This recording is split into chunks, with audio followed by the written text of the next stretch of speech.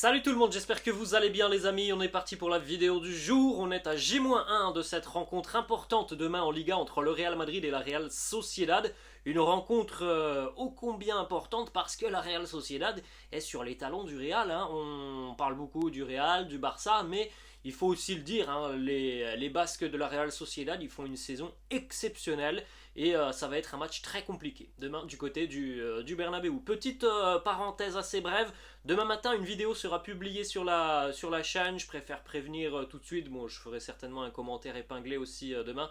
En fait la vidéo qui sortira demain matin c'est la vidéo qui devait sortir mercredi, il y a 3 jours maintenant.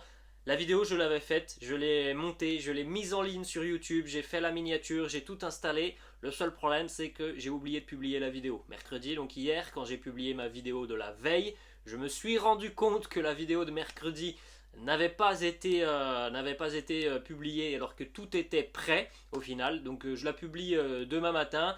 Donc évidemment, il y aura des informations qui ne seront pas forcément d'actualité parce que c'est la vidéo qui devait sortir mercredi. Après, voilà, comme ça vous êtes au courant. Si vous ne souhaitez pas regarder la vidéo, bon, il n'y a pas de souci, hein, parce que voilà, c'est mon erreur, elle devait sortir mercredi. Après, voilà, il y a quelques petites informations importantes quand même dedans, mais en tout cas, vous êtes au courant. Si vous voulez pas regarder la vidéo demain matin, il n'y a pas de souci. Mais si vous voulez qu'on se retrouve demain soir, par contre, n'hésitez pas, hein, parce qu'on a quand même une très belle affiche entre le Real et la Real Sociedad. On va poursuivre les amis d'ailleurs avec le programme de cette 19e journée de Liga qui a démarré hier soir avec la victoire d'Almeria 3-1 face à l'Espagnol Barcelone. Aujourd'hui, programme assez intéressant, notamment parce que l'un des concurrents du Real sera sur les terrains. Le Barça, cet après-midi, sera du côté de Montilivi. C'est pas très loin de Barcelone, hein, c'est du côté de Gérone. Donc c'est un derby pour les Catalans, hein, parce que Gérone est à 50, entre 50 et 100 km de Barcelone. Donc c'est une équipe aussi qui est capable d'être très surprenante à domicile, Gérone. Donc espérons que le Barça puisse perdre des points cet après-midi. Ensuite, demain, l'Atlético Madrid sera du côté d'Osasuna. L'Athletic Bilbao sera du côté du Celta. Le Real reçoit la Real Sociedad.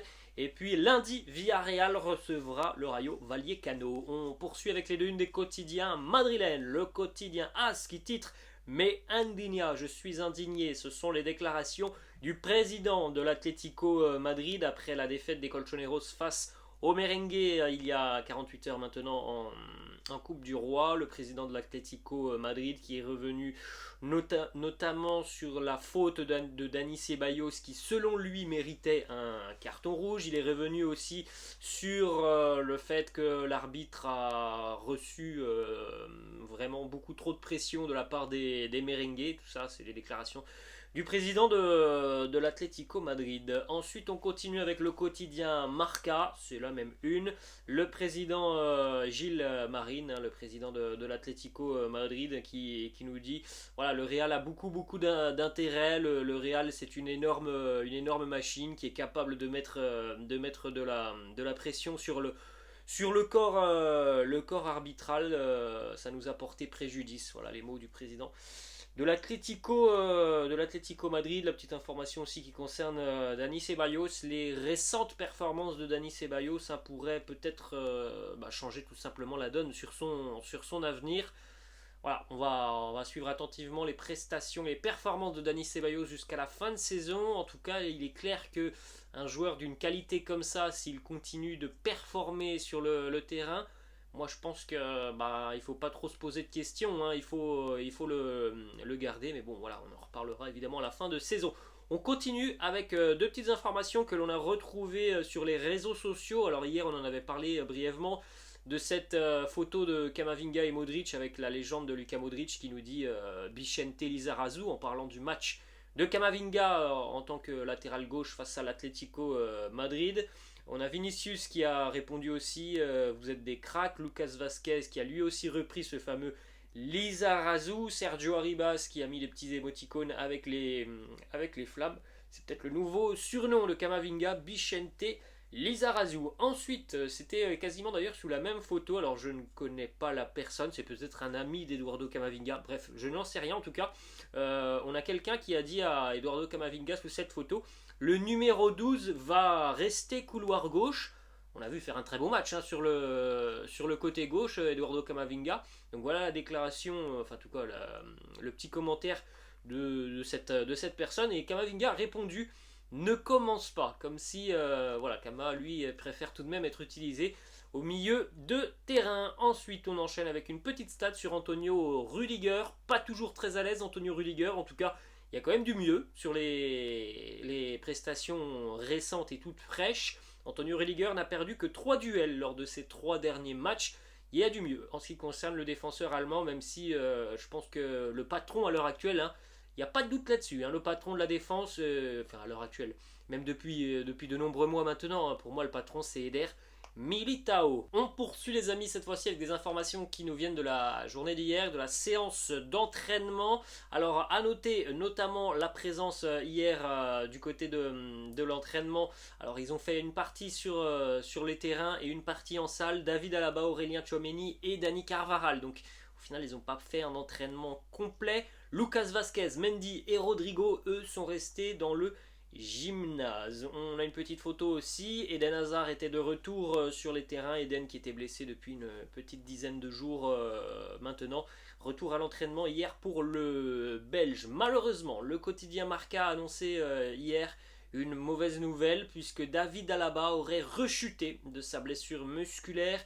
Il va passer de nouveaux examens vraisemblablement dans le courant de la journée. On rappelle que Alaba et Tchouameni sont blessés depuis une grosse quinzaine de jours maintenant, qu'ils devaient faire le retour dans les tout prochains jours.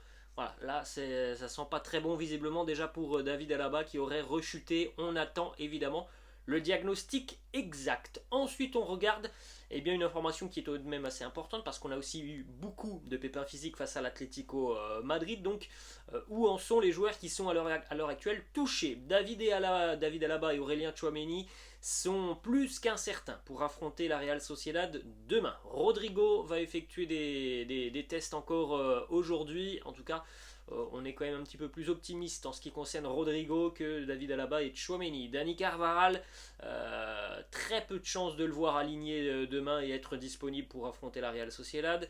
Mendy a un problème au niveau de la cuisse gauche. On n'a pas le diagnostic exact, comme je vous le disais hier, il va vraisemblablement tomber dans la journée. En plus aujourd'hui, on aura la conférence de presse de Carlo Ancelotti, donc on aura certainement d'autres informations. Mais en tout cas, Mendy est quasiment forfait pour affronter la Real Sociedad demain et c'est ce qui se dit en Espagne, mais il se dit que Mendy, ça serait quand même quelque chose d'assez sérieux et ça serait peut-être un mois d'absence. C'est un énorme coup dur. Lucas Vazquez est lui évidemment déjà forfait pour affronter la Real Sociedad demain. Donc comme vous pouvez le constater, et c'est quelque chose de fou, d'hallucinant tout simplement, tous les latéraux du Real Madrid sont actuellement blessés. Dani Carvajal, Lucas Vazquez, Ferland Mendy, David Alaba, tous sont blessés. C'est fou, là on est à la fin du mois de janvier. Après cette Coupe du Monde, on n'a fait qu'un mois de compétition. On a déjà des organismes qui sont à la limite de la rupture. Bon, c'est pas non plus des blessures qui vont les éloigner des terrains pendant des mois et des mois. Heureusement, ça on peut le dire, mais c'est quand même dingue. Il y a 4 latéraux au Real, les 4 sont blessés à l'heure actuelle, donc évidemment, demain, on va avoir certainement une composition d'équipe. Si tout le monde est confirmé out pour le match de demain, on va avoir une composition peut-être un petit peu particulière dans la ligne défensive. Et il ne serait pas surprenant qu'on le retrouve, par exemple, Camavinga utilisé en tant que latéral gauche. Ensuite, on continue avec plusieurs informations qui concernent Carlo Ancelotti et la direction, et notamment Florentino Pérez. Il y aura évidemment une réunion à la fin de saison pour en savoir un petit peu plus sur les objectifs qui étaient annoncés cette saison et au final sur les résultats sportifs sur le terrain. Réunion comme d'habitude entre les dirigeants et notamment l'entraîneur Carlo Ancelotti et son staff.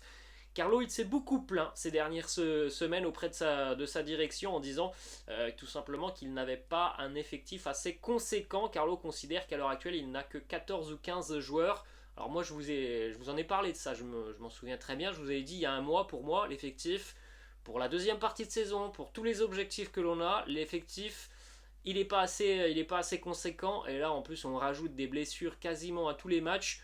14 ou 15 joueurs, c'est pas suffisant. C'est impossible de faire une saison qui sera, je pense, performante avec 14 ou 15 joueurs et un enchaînement de matchs tous les 3 jours. Donc je peux comprendre un petit peu la frustration de Carlo Ancelotti auprès de ses dirigeants. Ce que j'arrive moins à comprendre, c'est pourquoi il vient à chaque fois en conférence de presse nous dire on a besoin de personne. Donc voilà, il y a deux poids de mesure. Qui dit vrai, qui dit faux, je n'en sais rien. Ensuite, autre information, visiblement, lorsque Carlo a demandé à sa direction des recrues sur ce mercato hivernal, voilà ce qui a été dit à Carlo de la part de la direction. Tu dois regarder les joueurs de l'académie, donc on lui a dit tout simplement, va chercher les jeunes, on ne fera venir personne sur ce mercato hivernal. C'est une information importante, ça veut certainement dire aussi que du côté du Real, à l'heure actuelle, financièrement, on est peut-être en train de se préserver pour aller chercher un gros coup cet été. Jude Bellingham, par exemple, et c'est aussi une manière de voilà, pousser un peu les jeunes vers l'équipe première, parce qu'on va pas se mentir aussi, Carlo, c'est pas forcément l'entraîneur qui va tout de suite donner du temps de jeu aux jeunes. Hein. Je pense qu'en Europe, on peut citer d'autres entraîneurs qui vont aller beaucoup plus vite dans le fait de faire monter des jeunes dans une équipe première. C'est pas l'une des qualités premières de Carlo. Il a beaucoup de qualités. Bon, celle-là, c'est pas forcément la qualité première du coach italien. Ensuite, on continue avec cette information du quotidien Relevo qui nous annonce que voilà, les discussions ont été assez tendues il y a une quinzaine de jours après la défaite du Real face au Barça. Florentino Pérez a tapé du poing sur la table auprès notamment de Carlo, auprès d'Antonio Pintus. Voilà, ça a été assez tendu visiblement et Florentino a demandé évidemment une réaction à ses troupes. Carlo lui a parlé de mercato et bon, il a eu les réponses dont on vient de parler. On termine avec une dernière information. Le quotidien Marca a annoncé hier que Dani Ceballos avait refusé une offre de Première Ligue.